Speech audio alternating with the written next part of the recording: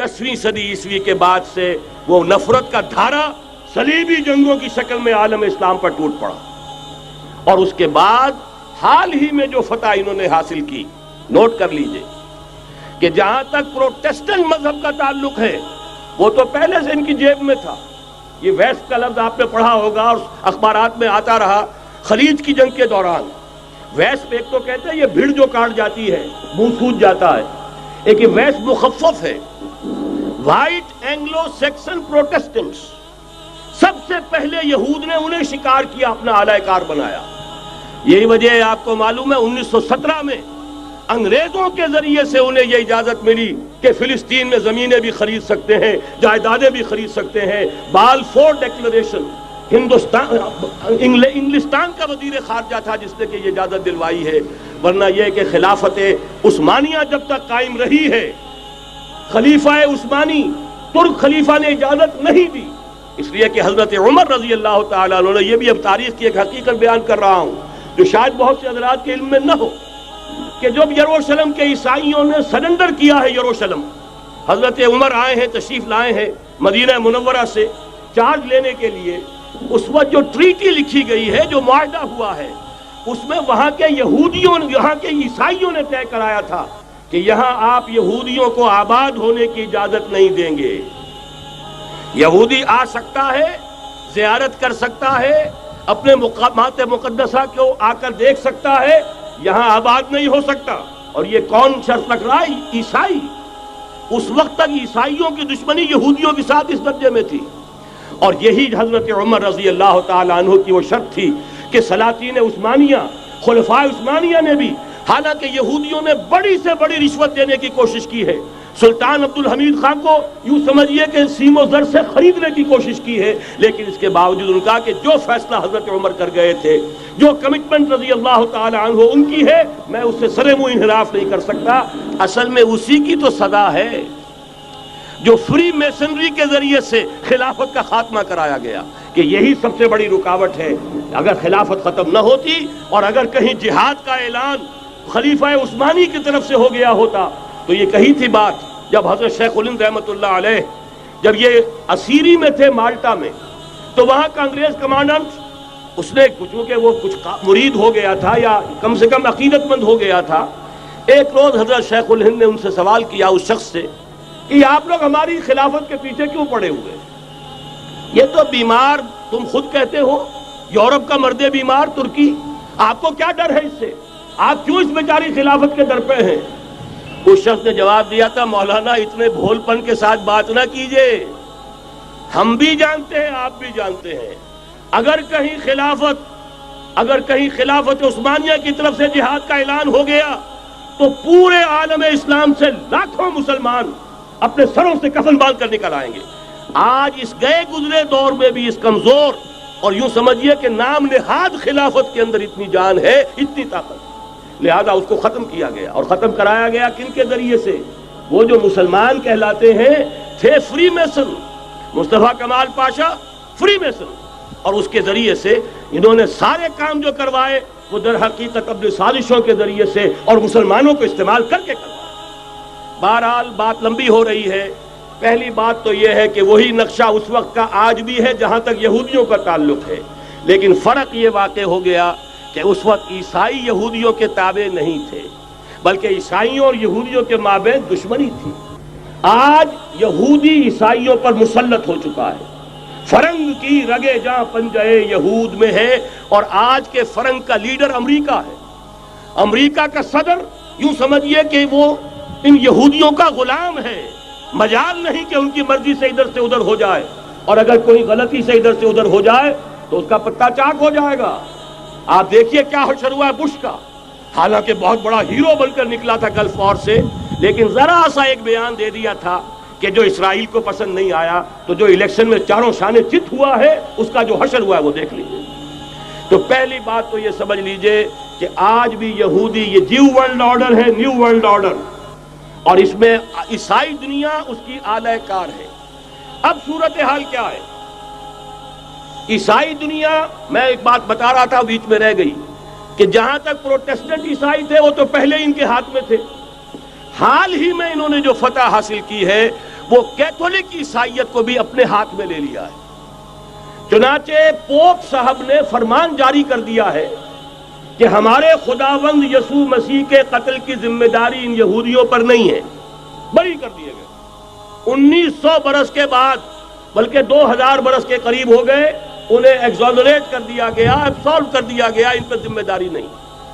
نتیجہ یہ نکلا ہے کہ ابھی چند مہینے پہلے جو مذاکرات صلح کے ہو رہے تھے، جن میں یاسر عرفات بھی تھے اور یہ اسحاق رابین گیا ہوا تھا واشنگٹن، وہاں سے واپس آیا ہے تو روم میں رک کر پاپائے روم سے ملاقات کر کے تشریف لائے ہیں، انہیں دعوت دی ہے کہ یروشلم آئیے، اور ویٹیکان نے تسلیم کر لیا ہے اسرائیل کو، اور ویٹیکان کا اب جو ہے ایک ایمبیسی، اس کا جو ہے سفارت خانہ وہ یروشلم میں بننے والا ہے، اور پوپ صاحب بھی وزٹ کرنے والے ہیں۔ گویا کہ یہ گٹھ جوڑ اب مکمل ہو چکا، اب کہیں اس میں کوئی کمی نہیں رہی۔ اس یونائٹڈ فورس کے ساتھ یہ نیو ورلڈ آرڈر اس وقت عالم اسلام پر حملہ آور ہے۔ اب اس میں نوٹ کیجئے کہ اس وقت کی فضا ہے کیا۔ عالم اسلام میں سے عالم عرب ان کے شکنجے میں جا چکا،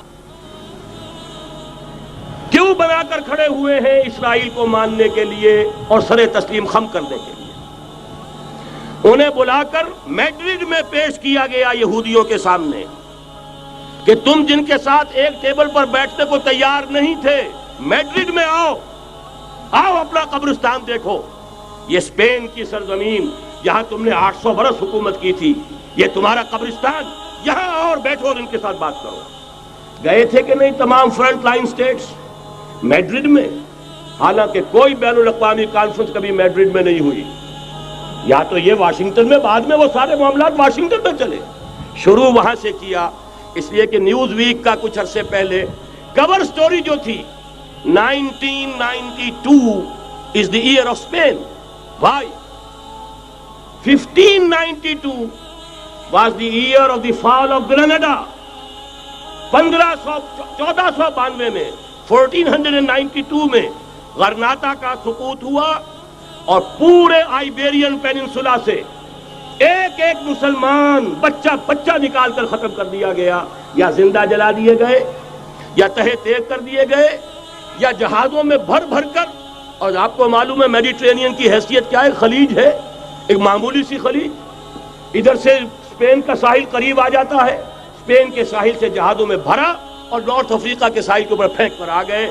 پورے ہسپانیہ میں جہاں 800 برس مسلمان کی حکومت رہی، ایک بچہ بھی مسلمان نام کا موجود رہا۔ یہ تھا 1492، اور اب آیا تھا 1992۔ 1992 is the year of Spain۔ اسی لیے ورلڈ اولمپکس رکھے گئے، وہاں دلہن کی طرح سجایا گیا ہسپانیہ کو، اور بلایا گیا، طلب کیا گیا، سمن کیا گیا تمام دول عرب کو، آؤ یہاں بیٹھو، اور یہاں بیٹھ کر اپنے ان یہودی دشمنوں کے ساتھ مصالحت کی بات شروع کرو۔ بہرحال نوٹ کر لیجئے، عالم عرب جا چکا۔ کوئی دن کی بات ہے، میں سنسنی پیدا نہیں کرنا چاہتا، لیکن حالات اور واقعات سے نگاہیں بند کرنا بھی کوئی دانش مندی کی بات نہیں ہے۔ یہ ایودھیا کی مسجد شہید کی گئی، ابھی یہ ایک بہت بڑا مزار جو ہے شہید کیا گیا، اور اس کے ساتھ کئی مسجدیں شہید کی گئی۔ یہ سب کیا ہے؟ یہ مسلمانوں کی نفس دیکھی جا رہی ہے کہ کوئی غیرت اور حمیت نام کی کوئی شے باقی ہے؟ جیسے علامہ اقبال نے وہ نظم لکھی تھی، عبدالقادر روہیلا بڑا ظالم جفاجو کینہ پرور تھا، لیکن یہ کہ اس نے جو ایک ٹیسٹ لیا تھا کہ وہ جو عورتیں ہیں تیموری خاندان کی، ان میں کوئی رمق رہ گئی ہے؟ معلوم ہوا کہ نہیں، کہ غیرت نام تھا جس کا گئی تیمور کے گھر سے، ختم، غیرت نکل گئی۔ اسی طرح ایودھیا کی مسجد، اب چرار شریف، اور یہ کوئی دن کی بات ہے کہ اب مسجد اقصیٰ کا نمبر آیا کہ آیا، اس کے لیے پوری تیاریاں ہو چکی ہیں۔ یروشلم کا مشرقی حصہ خالی کرایا جا چکا ہے، اس کے اندر اب پورا تسلط یہودی کر رہے ہیں، یہاں تک کہ اب کے یاسر عرفات صاحب نے بھی کچھ نہ کچھ جو ہے احتجاج کی بات کی ہے، حالانکہ اب تک ہر بات مان کر منقار زیر پر تھا، لیکن یہ کہ ایک وقت آتا ہے آخر کار اسے بھی کچھ بولنا پڑ گیا ہے۔ لیکن یہودی اب پیچھے قدم ہٹانے والا نہیں ہے، ان کا تھرڈ ٹیمپل، تیسری مرتبہ ہیکل سلیمانی تعمیر ہونا ہے، نوٹ کر لیجئے، ان کے لیے وہ وہی کچھ ہے جو ہمارے لیے کعبہ ہے. ان کے لیے ہیکل سلیمانی بالکل وہی حیثیت رکھتا ہے جو ہمارے لیے کعبہ. وہ ہیکل سلیمانی ایک مرتبہ پہلے نبوکدنضر کے ہاتھوں مسمار ہوا، پھر سن 70 عیسوی میں ٹائٹس کے ہاتھوں مسمار ہوا. سن 70 کے بعد آج 1995 میں کتنے برس ہو گئے؟ پورے 1925 برس ہو گئے کہ ان کا کعبہ زمین بوس پڑا ہوا ہے. اب تک تو ان کا بس نہیں تھا، اب تو بس ہے کہ نہیں؟ اب ان کی حکومت ہے کہ نہیں؟ اب شاہ حسن ہو چاہے شاہ حسین ان کے نوکر اور چاکر ہیں یا نہیں؟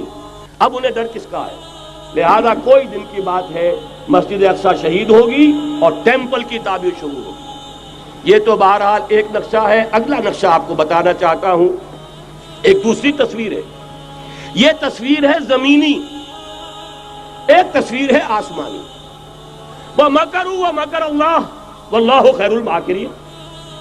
انہوں نے اپنی سی تدبیریں کی، اللہ نے اپنی تدبیر کی، اور ظاہر بات ہے اللہ کی تدبیر سے بہتر تدبیر کس کی ہوگی؟ چنانچہ یہودیوں کی سازشیں اس وقت بھی ناکام ہوئی تھی یا نہیں؟ ظاہر بات ہے جاء الحق وزهق الباطل ان الباطل کان زہوقا. لہذا یہ آیتیں دونوں اعلان کر رہی ہیں کہ یہودیوں کی سازشیں بالآخر ناکام ہوں گی اور دین حق کا بول بالا ہو کر رہے گا. یہ تو ان آیتوں سے ظاہر ہے. یریدون لیطفئوا نور اللہ بافواہہم واللہ متم نورہ ولو کرہ الکافرون. یریدون ان یطفئوا نور اللہ بافواہہم ویابى اللہ الا یتم نورہ ولو کرہ الکافرون. هو الذی ارسل رسولہ بالہدی ودین الحق لیظہرہ علی الدین کلہ ولو کرہ المشرکون. اللہ نے تو بھیجا ہی ہے اپنے رسول کو اس فیصلے کے ساتھ اور یہ ذمہ داری اور مشن دے کر کہ جو دین حق آپ کو دے کر بھیجا جا رہا ہے اسے غالب کیجئے، نافذ کیجئے، قائم کیجئے. اس مشن کے ساتھ بھیجا جا رہا ہے اور وہ بہرحال آیا جاء الحق وزهق الباطل ان الباطل کان زہوقا.